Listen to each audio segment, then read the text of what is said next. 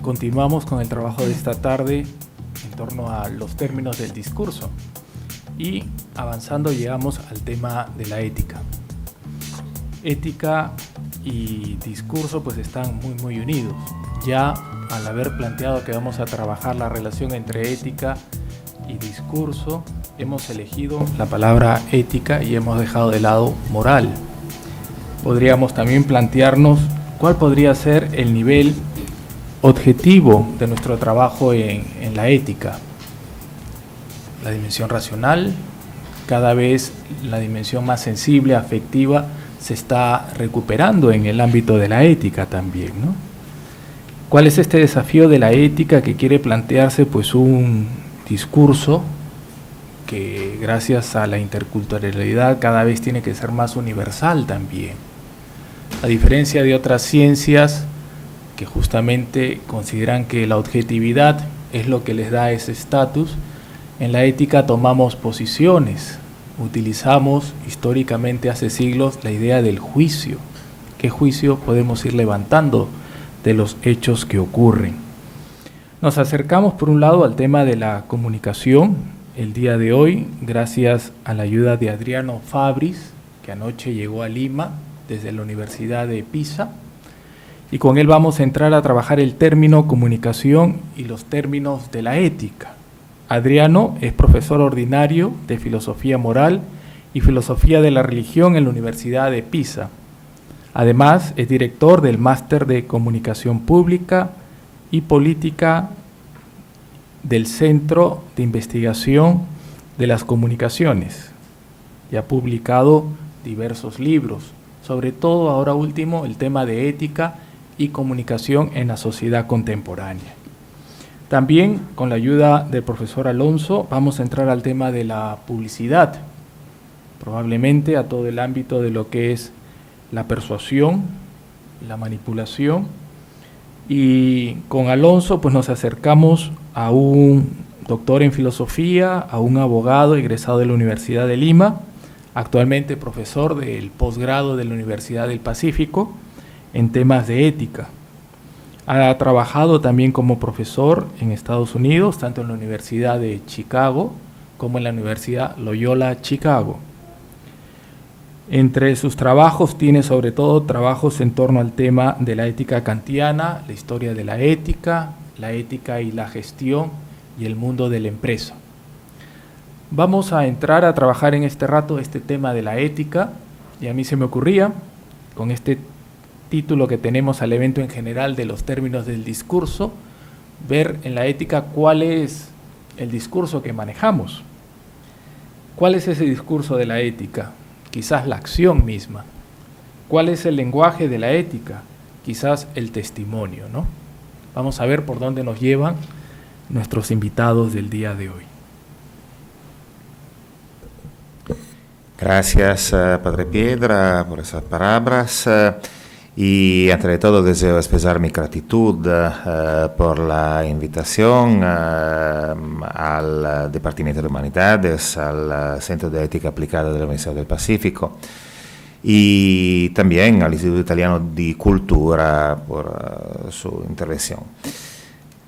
Mi discurso tendrá dos partes. En la primera parte hablaré del término comunicación, en cuál sentido comunicamos, y en la segunda parte hablaré de las reglas de la comunicación, de las reglas deontológicas y éticas. Bueno, comunicación. Generalmente en los manuales de semiótica, en los tratados de lingüística teórica, la comunicación en cuanto tal es definida como una transmisión de informaciones, transmisión de un mensaje desde un emitente hacia un destinatario, un receptor. Y así entendida, esta comunicación requiere evidentemente un trabajo de elaboración por parte tanto del emitente como del destinatario. El emitente, si quiere ser comprendido, tiene que dar al mensaje un formato accesible a quienes le es dirigido. El destinatario, el receptor, queriendo comprender, se encuentra siempre inducido a reconstruir la intención del emitente. Su tarea es interpretar el mensaje. Pero bajo a una mirada más atenta, no obstante el hecho que estos procesos, adaptación del mensaje al destinatario por parte del emitente, interpretación del mensaje por parte del receptor, no obstante de que el hecho de que estos procesos no puedan ser activados según modalidades estándar, establecidas de una vez por todas, sin embargo, el modelo de explicación de los procesos comunicativos que por lo general se propone resulta, podemos decir, de tipo mecánico. Se considera en efecto que este modelo puede funcionar para la gestión de aquellos procesos que conciernen no solamente al hombre, sino también a todos los distintos ámbitos en los que se puede hallar una transmisión de informaciones y que constituyen el terreno propio de investigación de disciplinas específicas, de la sociología a la biología, de la política a la informática.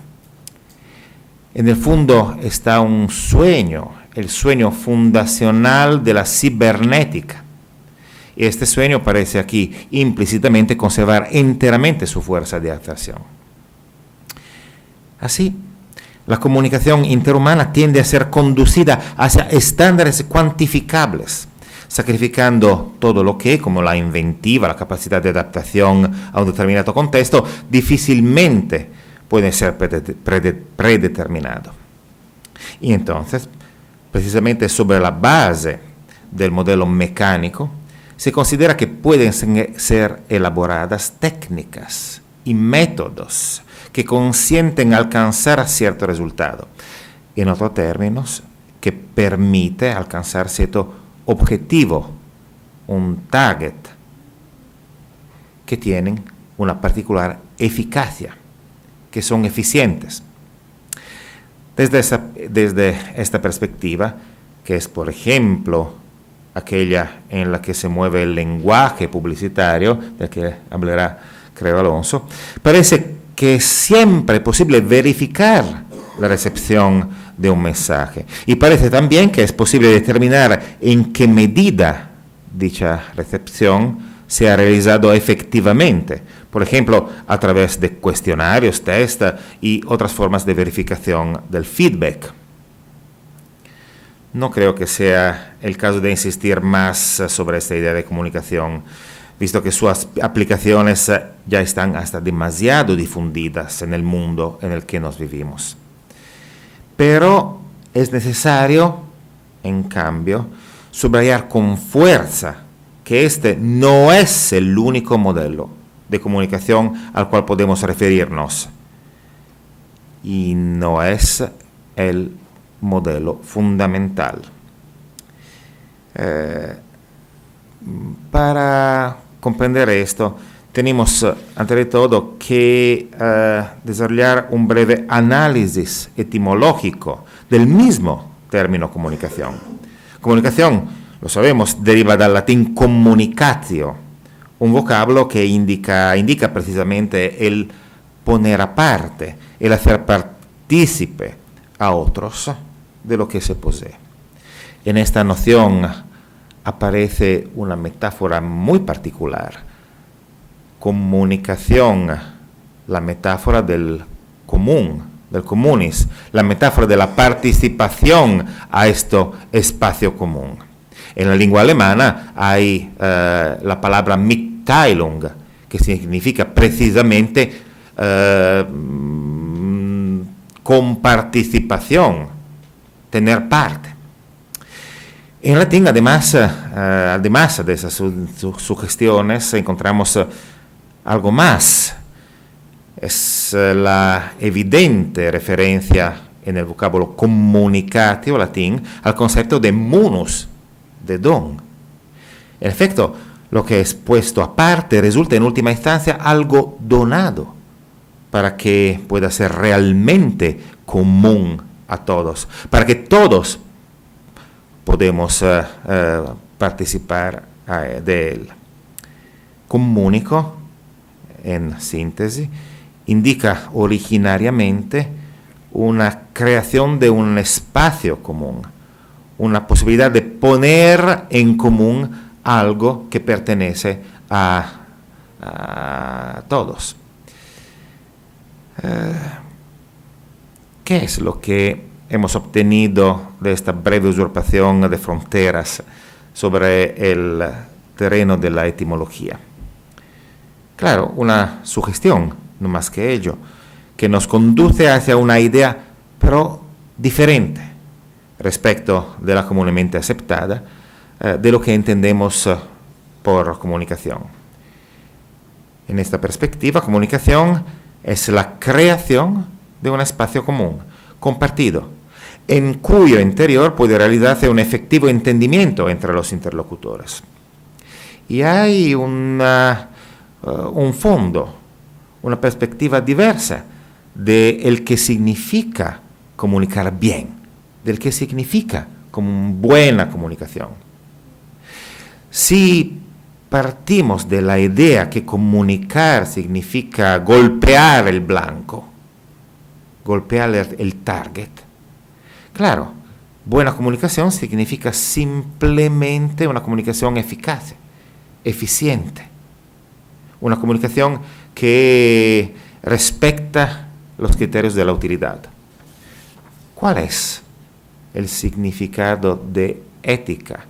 ¿Cuál es la perspectiva de fondo de la ética en el otro sentido de comunicar? La comunicación más fundamental, la creación de un espacio común. Ante todo, es necesario establecer algunas reglas. No todo puede ser comunicado.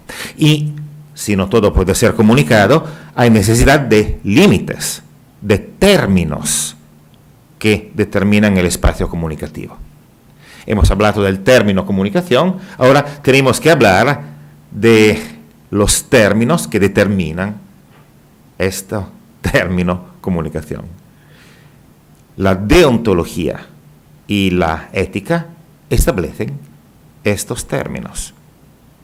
Y así puede ser elaborada una ética de la comunicación entendida como una específica rama de la ética aplicada. ¿Qué es la ética de la comunicación?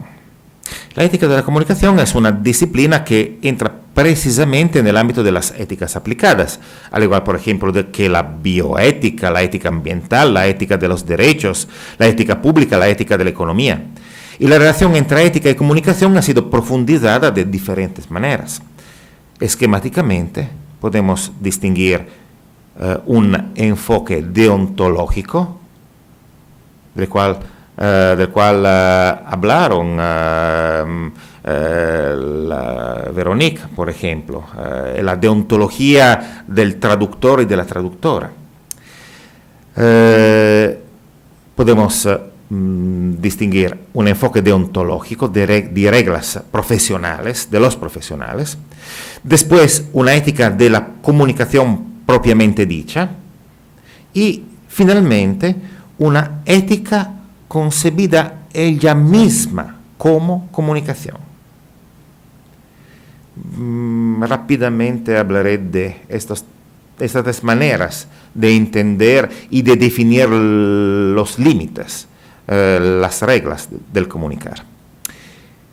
Primero, preocupación deontológica. Esta preocupación sobre todo es la que inmediatamente se anuncia en una realidad dominada cada vez más por flujos de información. Y en esa situación emerge con fuerza la necesidad de regulamentar, sobre la base de principios jurídicos, hemos escuchado, y morales bien definidos, el comportamiento de los operadores de la comunicación. y las condiciones en las cuales se pueden hallar cada vez los usuarios de los diferentes medios de comunicación de masa. En referencia a esto, se ha impuesto recientemente una casuística particular, por demás diferente en distintos países. Esta ha sido objeto de reflexión y debate que han producido una específica literatura y que han llevado a la redacción de códigos precisos, llamados a definir el marco de lo lícito y de lo ilícito en el ámbito comunicativo. Lamentablemente, estos códigos son poco conocidos y aún menos observados. No sé si en Perú lo están, pero en Italia y en Europa no están. Y más allá del simple aspecto deontológico y de la todavía importante codificación de reglas específicas, surge una exigencia de otro orden. Surge una instancia más propiamente ética, que está llamada a orientar las diferentes elecciones que los operadores de la comunicación deben cumplir, y está en grado de involucrarlos, esto es el problema, involucrarlos en un comportamiento guiado por valores, asumidos conscientemente y aplicados responsabilmente, en grado entonces de ofrecer sentido a la actividad comunicativa. Se delinea la necesidad de elaborar una ética de la comunicación propia, propiamente dicha, en un sentido especial, es decir, una ética que sea capaz de establecer lo que es justo, válido, bueno en las distintas prácticas comunicativas y capaz de indicar de qué modo perseguirlo. El discurso va de un planteo también atento a las cuestiones jurídicas y normativas, a una dimensión en la cual el interés resulta sobre todo de tipo filosófico. En efecto, en la historia del pensamiento han sido numerosas las teorías elaboradas con el fin específico de responder a las cuestiones específicas que se elevan en el ámbito diversamente articulado de la interacción comunicativa, desde las que hacen referencia a estructuras y características particulares inherentes a la naturaleza del hombre, del ser humano, que está definido por su actitud al logos, y el término griego logos significa ante de todo discurso, capacidad de hablar. Después hay otra teoría, la teoría que pone el acento en las situaciones concretas en las cuales los seres humanos se encuentran y actúan. Por ejemplo, frente a un audience en el panorama más mediático de nuestra sociedad. O hay una otra teoría de la ética de la comunicación que tiene como su propia base el pensamiento dialógico, el modelo del diálogo en un sentido no simplemente teológico, sino también filosófico. Y finalmente hay una teoría utilitarística de la ética de la comunicación, sobre todo en un marco público. No puedo profundizar a estas teorías, pero en todas estas teorías resta el problema de cuál es la concepción más adecuada, aquella que está en grado de orientar verdaderamente nuestro comportamiento.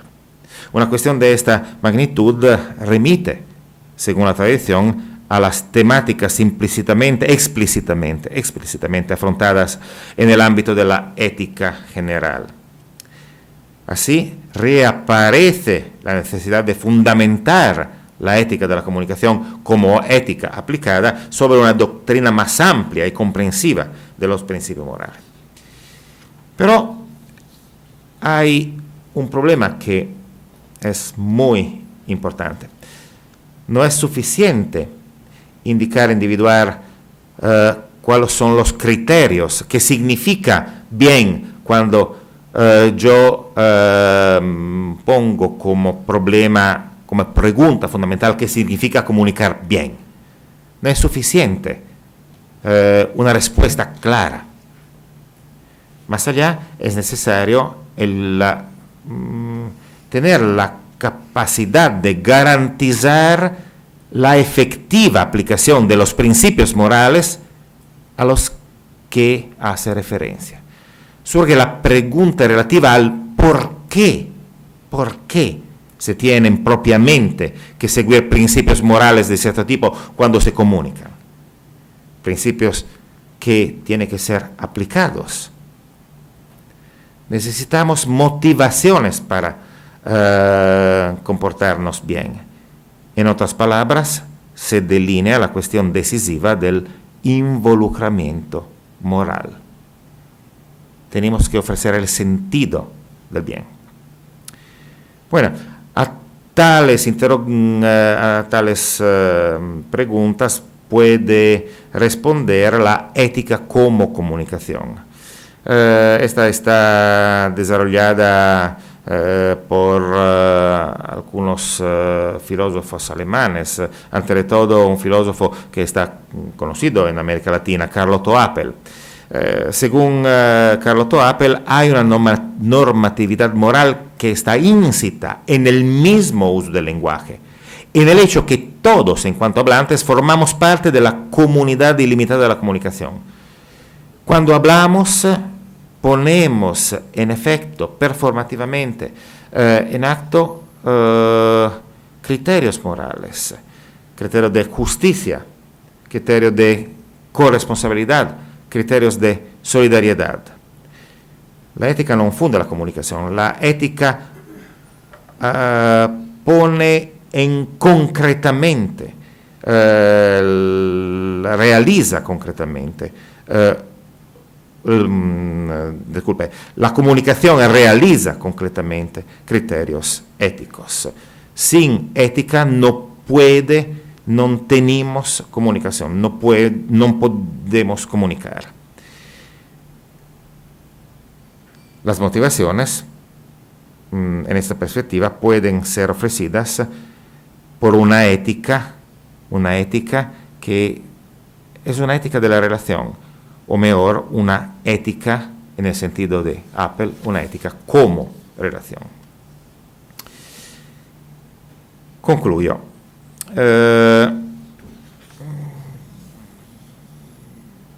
Es evidente, en todo caso, el alcance ético de la idea de comunicación como creación de un espacio común, compartido, de cuya institución y mantenimiento todos los interlocutores son responsables.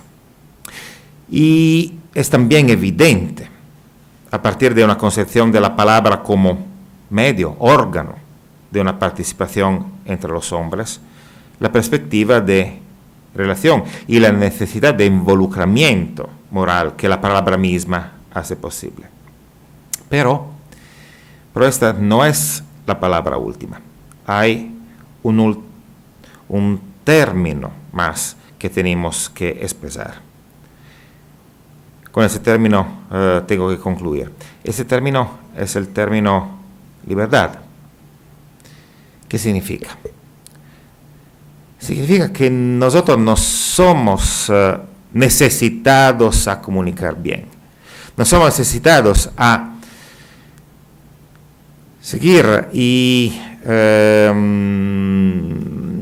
mantenernos al interior de una perspectiva de comunicación como creación de un espacio común.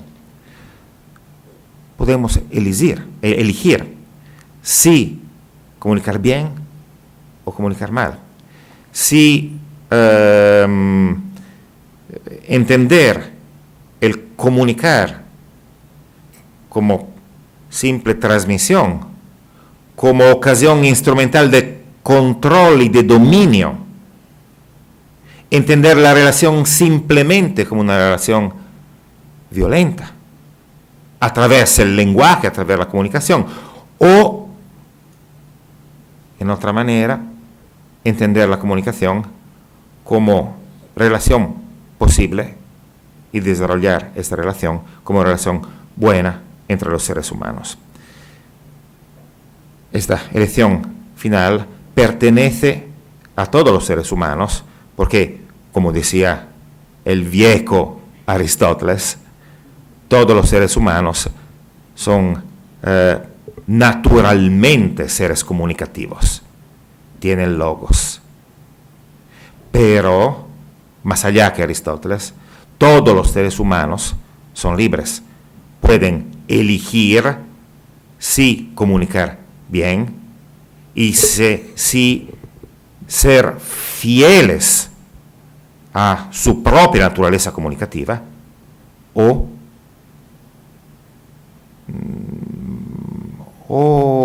comunicar mal o no comunicar. Esto es las dos posibilidades frente a las cuales constantemente nosotros estamos. Gracias. Agradecemos al profesor Adriano Fabris por su exposición, el término comunicación y los términos de la ética. Y le damos la palabra ahora al profesor Alonso Villarán, que nos va a exponer la publicidad falaz y autonomía kantiana. Bueno, gracias por estar aquí, por la invitación. Les voy a hablar sobre ética y publicidad, específicamente de una perspectiva kantiana. Sin más, comienzo. Esta es la estructura de lo que voy a presentar. Vamos a empezar con una breve introducción, luego definir lo que es la publicidad manipuladora, desarrollar la crítica principal más influyente que uno encuentra en la literatura secundaria en contra de ella, que es la crítica autonomista, y voy a intentar una reformulación de esta crítica desde una perspectiva kantiana. Una de las críticas más arraigadas en contra de la publicidad comercial manipuladora es que disminuye la autonomía del consumidor, en lo que sigue la crítica autonomista. El problema con la misma es que suele partir de una concepción bastante superficial de lo que es la autonomía superficial en palabras de Snedon.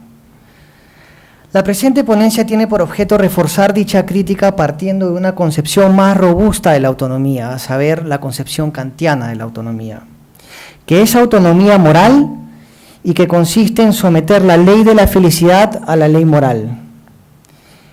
El análisis mostrará cómo la publicidad comercial manipuladora, y más específicamente la que llamaremos falaz o irracional, es decir, basada en la persuasión irracional y distinta de la publicidad engañosa, no solo nos convierte en compradores autómatas, sino que, peor aún, amenaza nuestra autonomía moral al promover una sujeción ciega a la ley de la felicidad, es decir, la heteronomía y, en casos más extremos, la rebelión contra la ley moral. Siguiendo el continuum de las influencias de Duchamp, los publicistas que buscan promover un producto tienen tres opciones, básicamente: persuadir racionalmente, coaccionar y manipular. La manipulación en la publicidad ocurre principalmente mediante el engaño y la persuasión irracional, publicidad engañosa e irracional respectivamente. En palabras de Sher, la publicidad engañosa es aquella que presenta, cito, afirmaciones falsas, omisiones importantes o tergiversaciones de lo que los hechos significan para producir conceptos erróneos en los consumidores. Su estatus moral no es controversial, aunque ciertamente es filosóficamente retador, ¿no? La mayoría de personas se enfurece cuando son víctimas de un anuncio engañoso, práctica que está incluso prohibida por ley. El estado de la publicidad irracional es muy diferente. Gran parte de la publicidad de hoy se basa en la persuasión irracional, la ley la permite, pocos se ofenden con ella. La publicidad irracional es bien representada por lo que Wade llama publicidad asociativa, que consiste en vincular arbitrariamente un producto comercial, por ejemplo, un auto o en este caso un body spray, ¿okay?, con un bien no comercial naturalmente deseado por la audiencia, por ejemplo, el poder o la excitación sexual. Cito, muchos de nosotros tenemos el suficiente insight para que ninguna pasta de diente particular ver que ninguna pasta de dientes nos hará más atractivos y ve que querer ser considerados atractivos es al menos parte de nuestro motivo para comprar esa pasta de dientes. Dado que podemos, aunque ciertamente usualmente no nos molestamos en ver claramente cuál es el atractivo del anuncio, usualmente no carecemos de información relevante o somos engañados en algún sentido usual. Pero que la publicidad asociativa y más generalmente la publicidad irracional no sea engañosa, no la legitima. Pero ¿qué hay exactamente malo en ella? La crítica autonomista afirma que la publicidad irracional, en lugar de tratar a los consumidores, en adelante la audiencia, como reyes, socava su autonomía al convertirlos en compradores autómatas.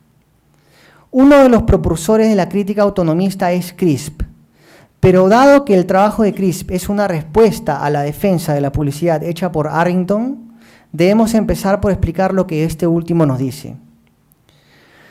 Como defensor de la publicidad, Arrington desarrolla lo que llamaremos la defensa de la exageración. Él comienza presentando formas concretas en que la publicidad presumiblemente amenaza la autonomía del consumidor, a saber, el autobombo o puffery, la transferencia de información indirecta o repetición y la publicidad subliminal. Paso seguido, Arrington se pregunta si estas técnicas publicitarias, cito, involucran una violación a la autonomía humana y una manipulación y control del comportamiento humano, o si simplemente proveen medios eficientes y rentables de dar al consumidor información en cuya base él o ella hace una libre elección. Su respuesta es que la publicidad, cito, puede, pero ciertamente no siempre o incluso frecuentemente, 1, controla el comportamiento, 2, produce comportamiento compulsivo, o 3, crea deseos que no son racionales, o 4, que no son verdaderamente aquellos del consumidor. Al argumentar cómo la publicidad no crea deseos inauténticos, que fue el cuarto punto, Arrington recoge la distinción que elabora Frankfurt entre deseos del primer y del segundo orden. Como explica Frankfurt, cito, alguien tiene un deseo de primer orden cuando quiere hacer o no hacer tal y cual cosa. Tiene un deseo de segundo orden cuando quiere tener o no tener un cierto deseo de primer orden. Fin de la cita. Un deseo de primer orden sería inauténtico solo si un deseo de segundo orden lo rechaza.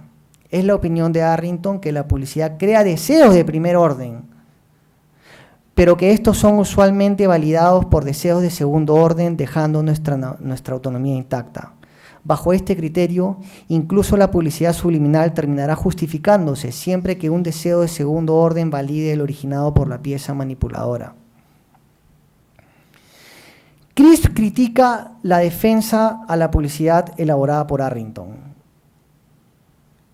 con el argumento que fija, cito, los estándares para la autonomía demasiado bajos para que ellos sean aceptables al sentido común. Respecto al deseo autónomo del cual acabamos de hablar, CRISP dice que tenemos un deseo de segundo orden de no ser manipulados por otros sin nuestro conocimiento. Entonces, si somos víctimas de la publicidad manipuladora, irracional, y caemos en la cuenta, nuestro deseo de segundo orden de no ser manipulados rechazará el deseo de primer orden originado por el anuncio y en consecuencia terminará siendo inauténtico. Una defensa más contemporánea de la publicidad en contra de la crítica autonomista es la de Cunningham, quien ha desarrollado la defensa de la identidad capitalista. Cito, por el solo hecho que los valores capitalistas son tan fundamentales para nuestra forma de vida, es poco probable que la publicidad condicione a los consumidores a actuar en formas que contradigan nuestro más amplio sistema de creencias. Como tal, la publicidad, aunque puede en otras formas afectar perjudicialmente el bienestar de la sociedad y los consumidores, no viola nuestra autonomía. El problema con la crítica autonomista ha sido propiamente diagnosticado por Sneddon. Cito, la literatura sobre publicidad ha sido dañada por un indebido uso estrecho de lo que la autonomía implica. A esta concepción estrecha él llama autonomía superficial, hacer elecciones autónomas, que distingue de la autonomía profunda, ser una persona autónoma. La autonomía profunda de Snedon está enraizada en el trabajo de Taylor y su ejercicio requiere lo siguiente: 1. Apertura a modos de vida posible y 2. Riqueza conceptual enraizada en el lenguaje. Ahora bien, no es mi intención acá evaluar la fortaleza de la tesis de Snedon. En su lugar, pero desde el punto de partida, quiero reconstruir la crítica autonomista adoptando una versión de autonomía que, como se ha mencionado al inicio, sorpresivamente por su influencia, no ha sido debidamente considerada en la literatura sobre ética publicitaria. Esta versión es la que llamaremos autonomía moral y corresponde a la concepción kantiana de la autonomía. En la fundamentación para una metafísica de las costumbres, Kant define la autonomía de la voluntad como sigue, cito: aquella modalidad de la voluntad por la que ella es una ley para sí misma, independiente de cualquier modalidad de los objetos del querer. El principio de autonomía es, por lo tanto, no elegir sino de tal modo que las máximas de tu elección estén simultáneamente comprendidas en el mismo querer como ley universal. En palabras más simples, la autonomía viene con honrar la ley moral o imperativo categórico, el que en su más famosa formulación ordena, cito, obrar de tal modo que uses a la humanidad tanto en tu persona como en la persona de cualquier otro, siempre al mismo tiempo como fin y nunca meramente como medio. Para entender mejor el concepto kantiano de autonomía es importante distinguirlo de la heteronomía, cito: cuando la voluntad busca la ley que debe determinarla en algún otro lugar que no sea la idoneidad de sus máximas para su propia legislación universal y, por lo tanto, cuando sale de sí misma a buscar esa ley en la modalidad de cualquiera de sus objetos, comparece siempre la heteronomía. Entonces, si la autonomía viene con honrar la ley moral, la heteronomía viene con capitular ante la ley de la felicidad, concepto que Kant define como la total satisfacción de nuestras necesidades e inclinaciones.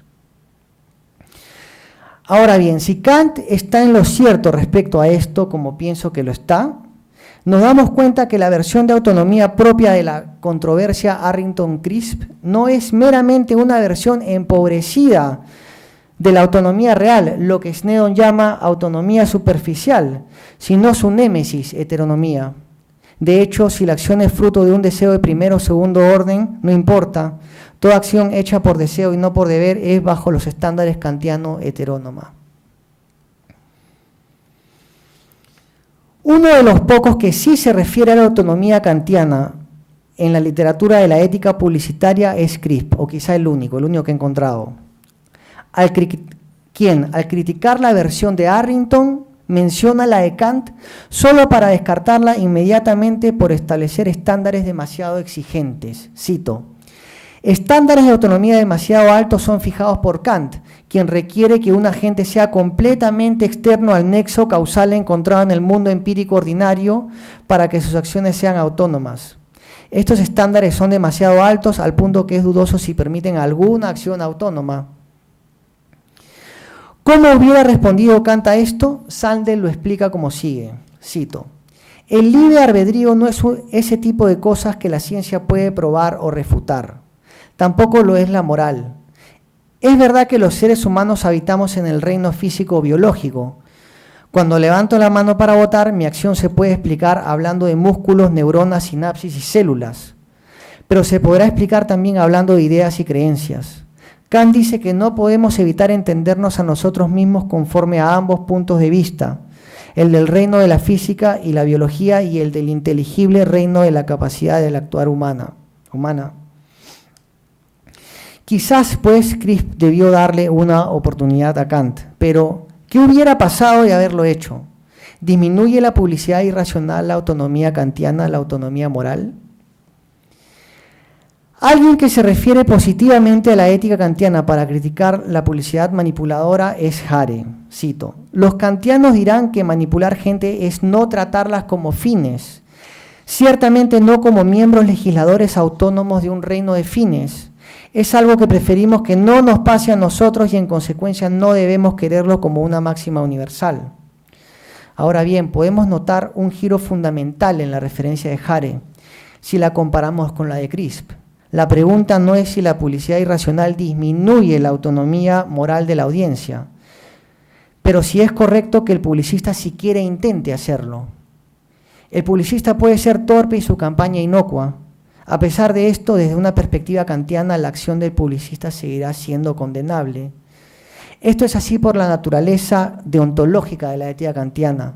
Las acciones son correctas o incorrectas en sí mismas, no por sus consecuencias. Como establece Kant en la fundamentación, cito, lo esencialmente bueno de la misma, de la acción, consiste en la intención, sea cual fuere su éxito. La de Hare es la vía minimalista de aproximarse al tema desde una perspectiva kantiana, pero esto no nos impide seguir preguntándonos desde la misma perspectiva si la publicidad manipuladora y más específicamente la publicidad irracional disminuye la autonomía moral de la audiencia. Al decir que la publicidad irracional disminuye la autonomía moral de la audiencia, entro en un terreno complicado.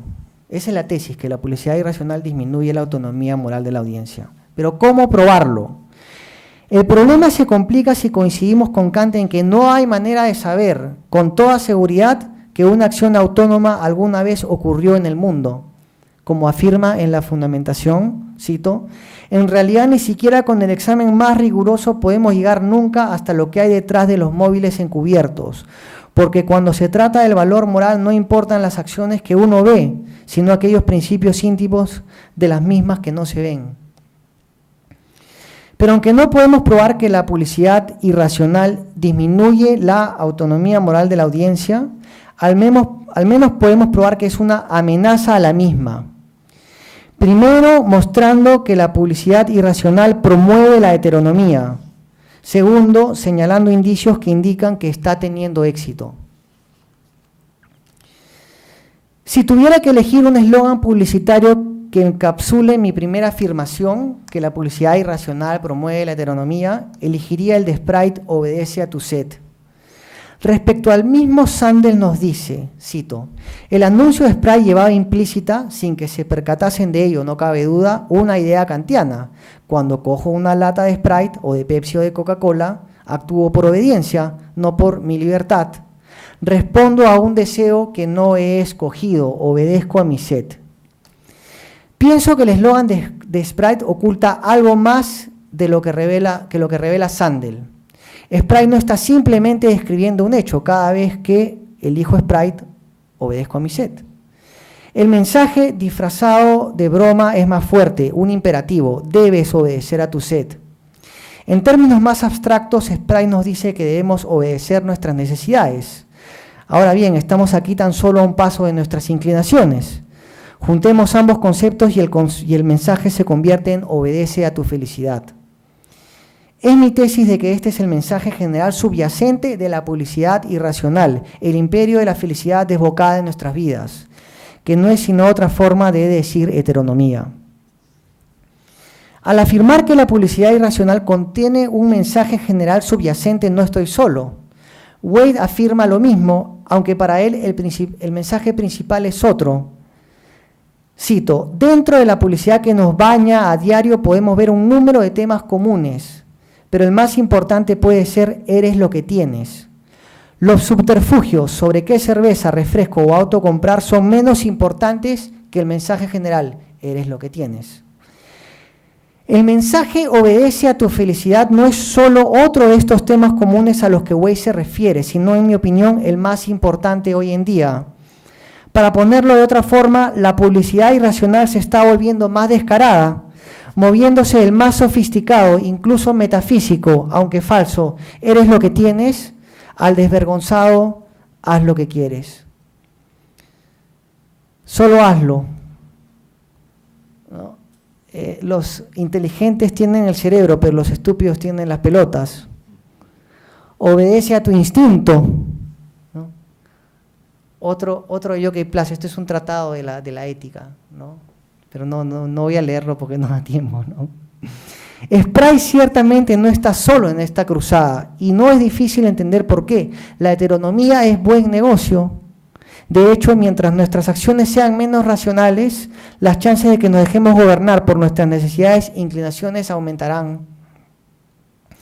Lo anterior, sin embargo, es tan solo la manera sutil con la que la publicidad irracional promueve la heteronomía.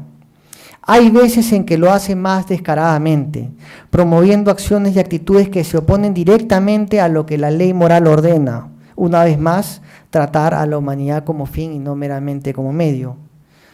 Consideren estos ejemplos de objetivación, engaño y violencia contra la mujer.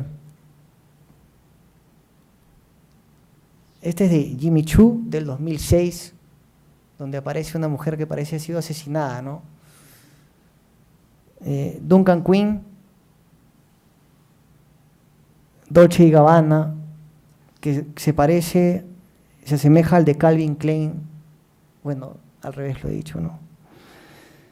Fluid Hair Salon, mírate bien en todo lo que haces, ¿no?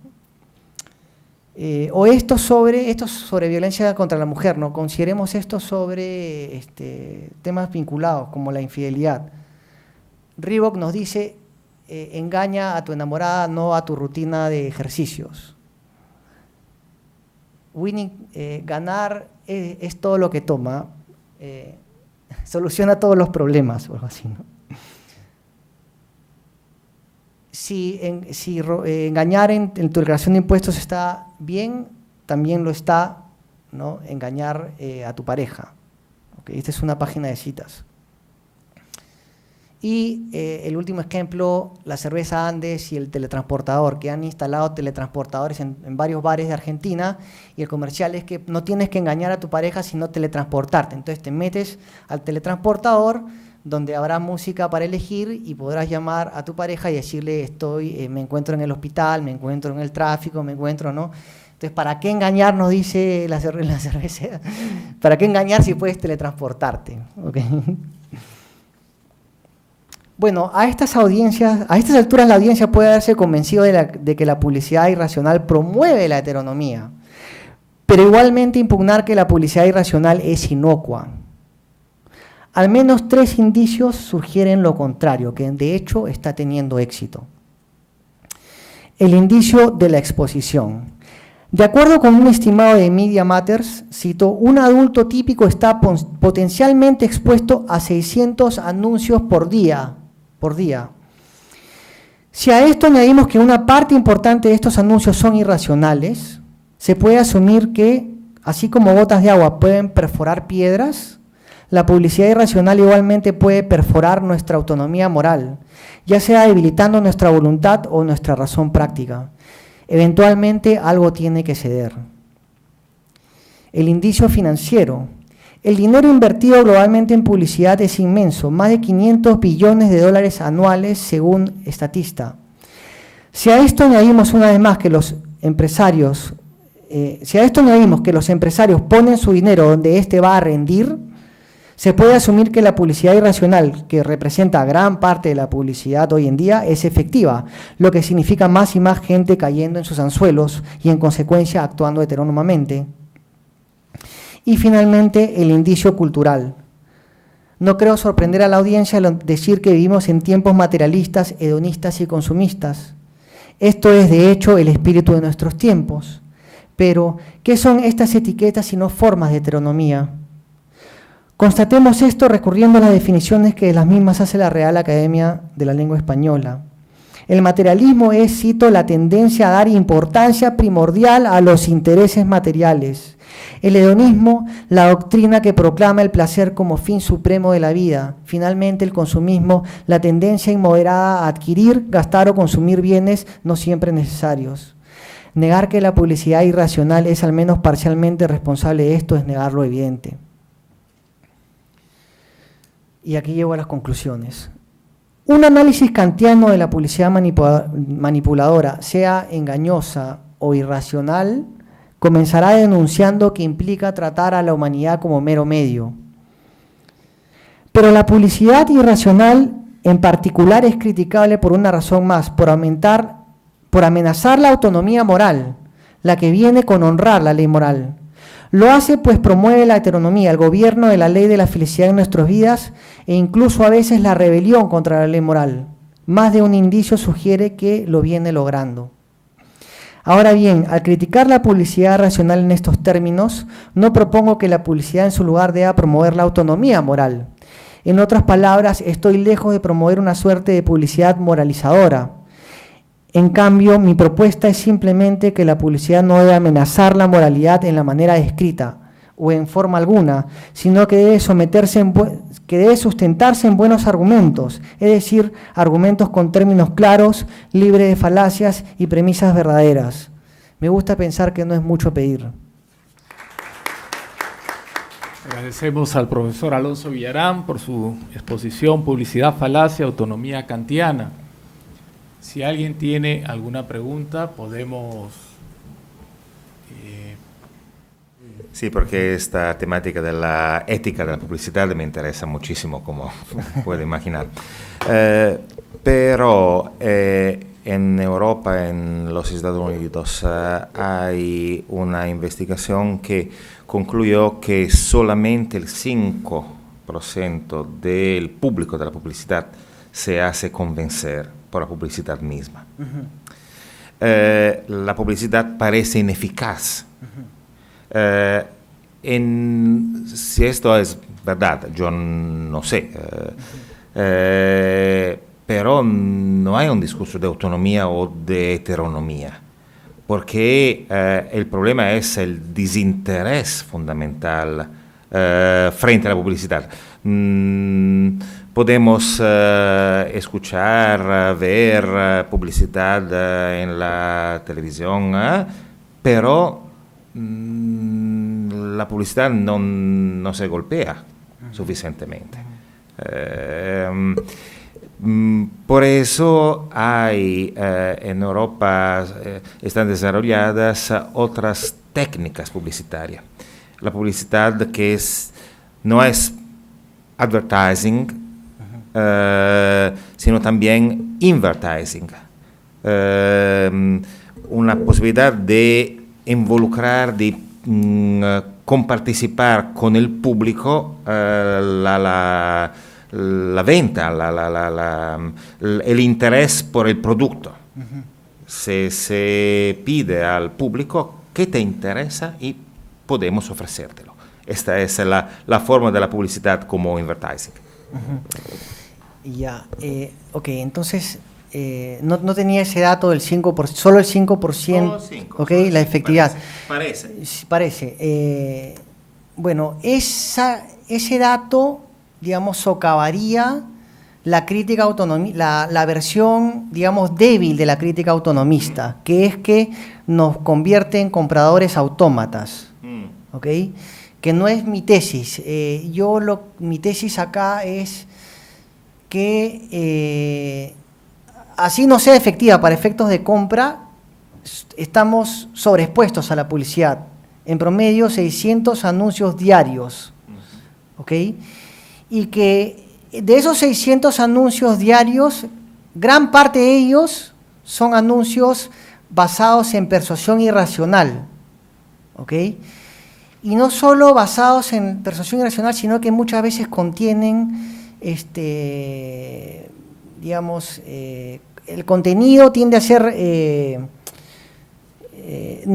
contenido nos invita a esas tres cosas que mencioné al final, ¿okay? Que son el materialismo, el consumismo y el hedonismo, y en casos específicos incluso actuar en contra de lo que ordena la ley moral, más directamente, incluso más descaradamente, ¿no?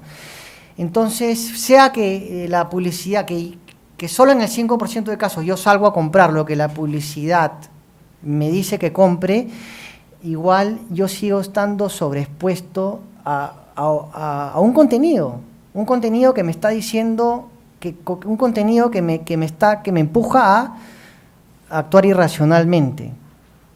Entonces, creo que puedo salvarme del dato, ¿no? De la crítica. Yo aprovecho este momento también para plantear una pregunta a ambos.